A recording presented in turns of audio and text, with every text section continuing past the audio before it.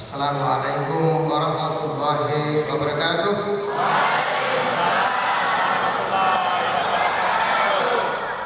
Alhamdulillahi haqqa hamdih, wassalatu wassalamu ala afdhalil khalqi sayyidina Muhammadin khatamil anbiya'i wa rasulih wa ala alihi wa sahbihi wa kafati ummati wa ba'd.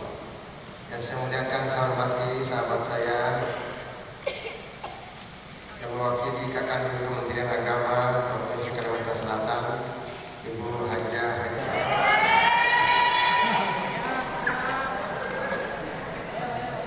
Pertanyaan pertama,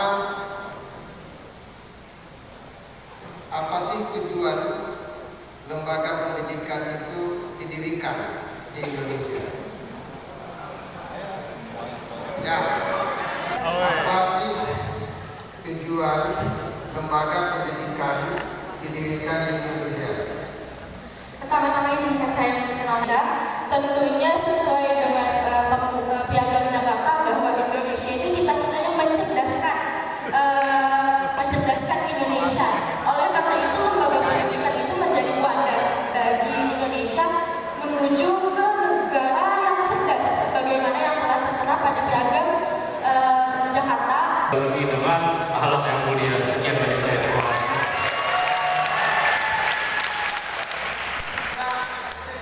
Lembaga pendidikan didirikan di Indonesia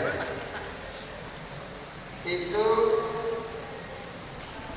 bisa dijawab dengan 3 kata saja: untuk mencetak manusia otentik. Makanya saya senang Pak Hilal aksesorisnya di panggung ini semua bunga-bunga yang hidup, bunga-bunga otentik.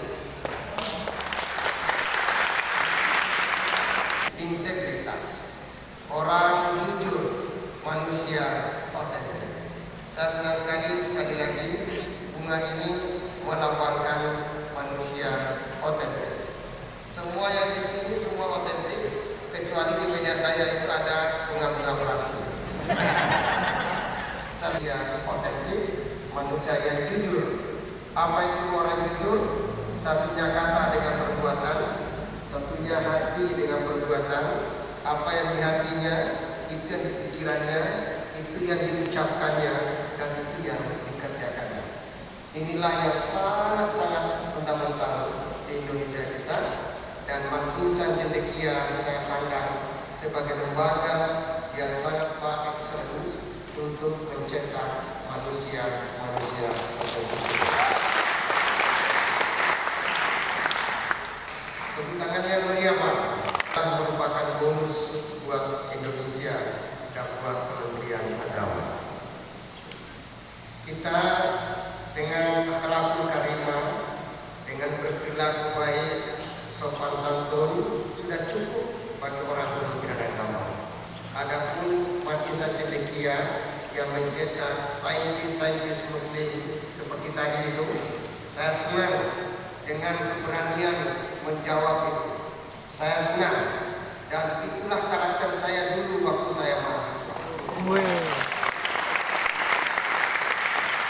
Masa-masa saya pada masa-masa Bukadim, Pak Saifuddin, Pak Hilal, masa-masa kami kuliah, filosofinya adalah padi merunduk.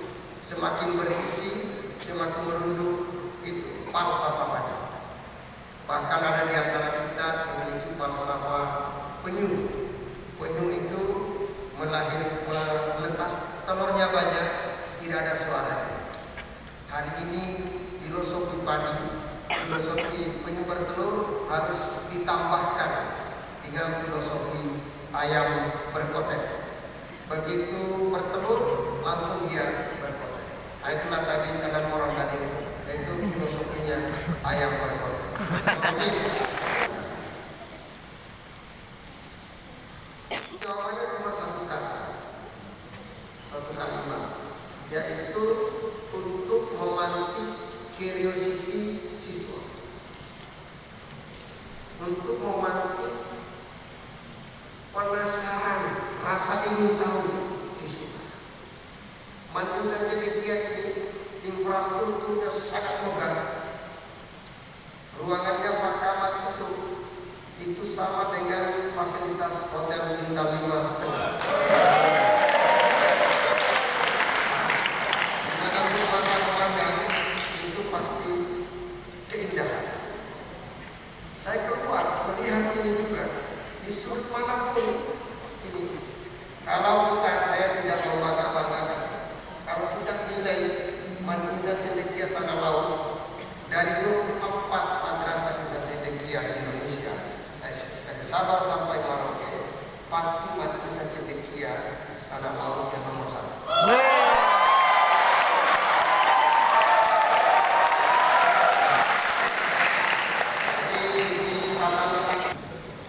Tugas kita untuk Madrasah Cendekia bagaimana memanti curiosity, rasa penasarannya teman-teman siswa-siswa kita ini. Begitu mereka penasaran, curiosity-nya, rasa ingin tahunya timbul setiap hari, maka itu adalah modal besar untuk menjadi intelektual muslim terkemuka di masa depan. Jadi karena infrastruktur sudah selesai, toko buku-bukunya juga banyak sekali, terkonek dengan internet, luar biasa.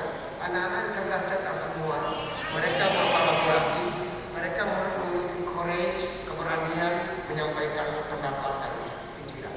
Dan saya yakin teman-teman di Cendekia semua memiliki keterampilan anak-anak kita di era abad ke-21. Jadi ada critical thinking.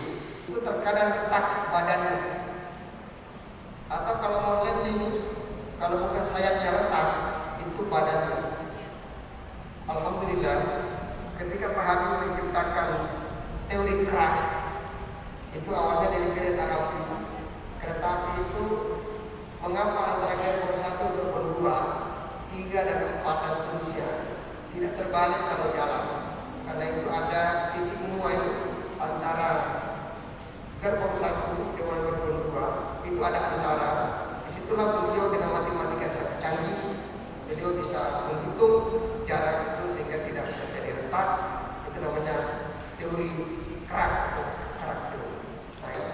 Termasuk Al-Amin bin Harun Rashid putranya juga, termasuk ulama-ulama lainnya, ada 30 ulama.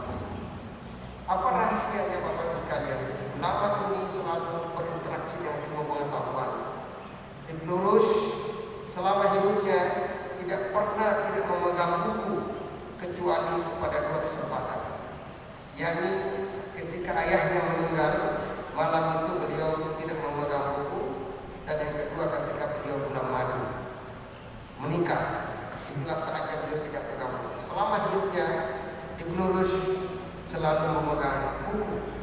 Dan Ibnu Rushd adalah ulama besar kelahiran Spanyol. Kalau Anda biasa menonton Real Madrid bola, nah itu Ibnu Rushd dari situ. Cordoba filosof. Sebagai seorang filosof, Ibnu Rushd menulis buku uraian penjelasan karya-karya filsafat Aristoteles sebanyak 100 buku atau 100 kitab. Bahkan Ibnu Rushd satu-satunya ulama yang berani membantah Imam Ghazali dengan kitabnya Tahaffut Incoherent of Incoherent.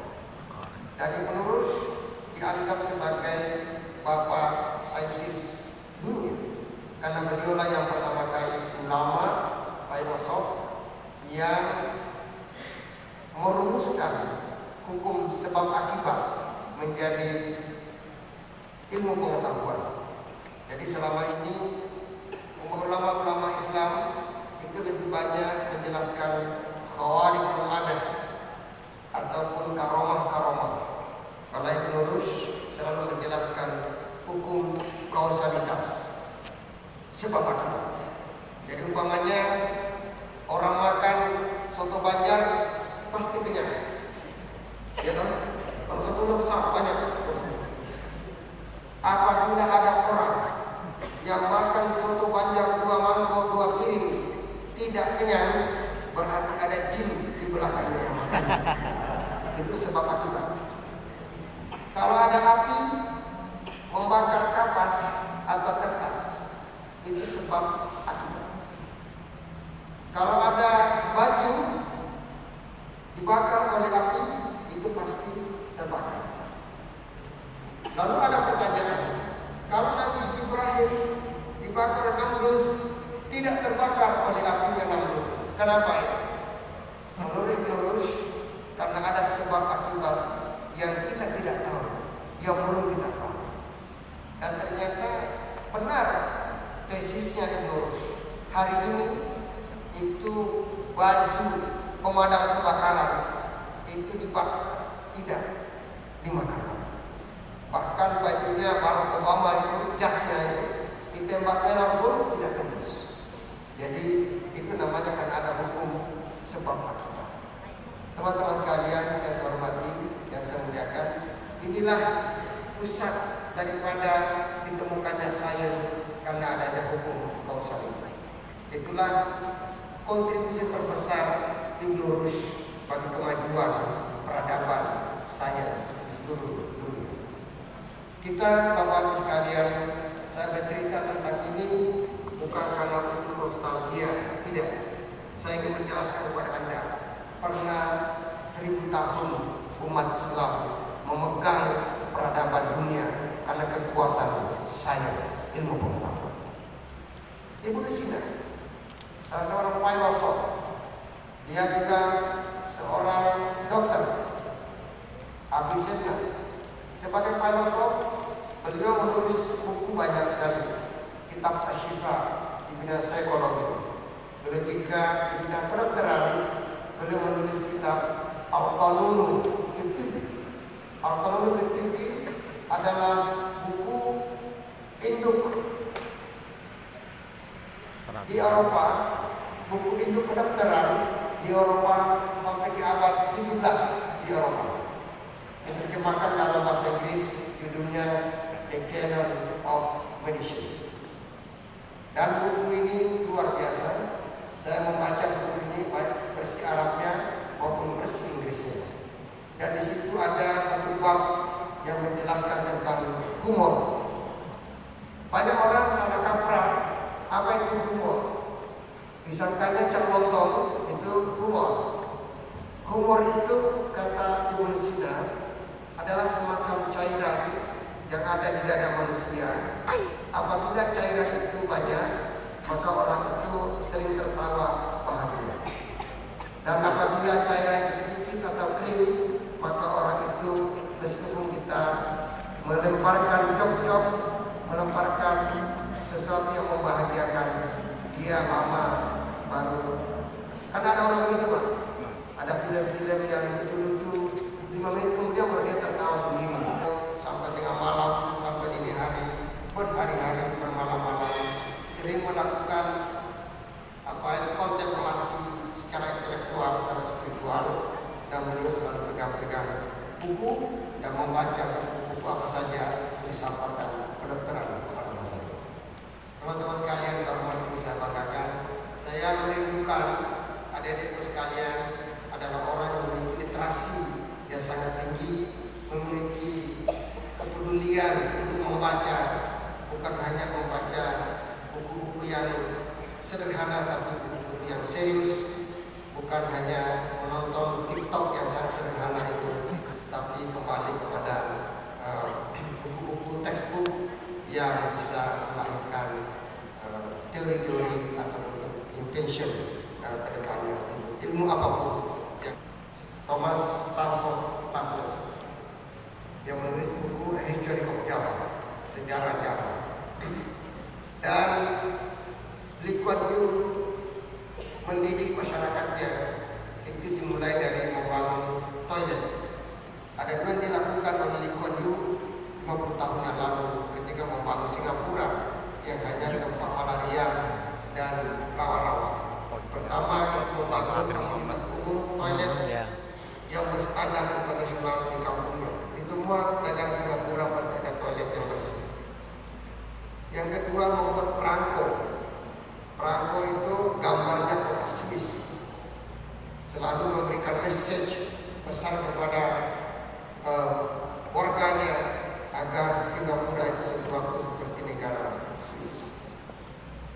Dan alhamdulillah 50 tahun kemudian terjadilah Singapura yang sangat modern, sangat maju, dan dari sisi perekonomian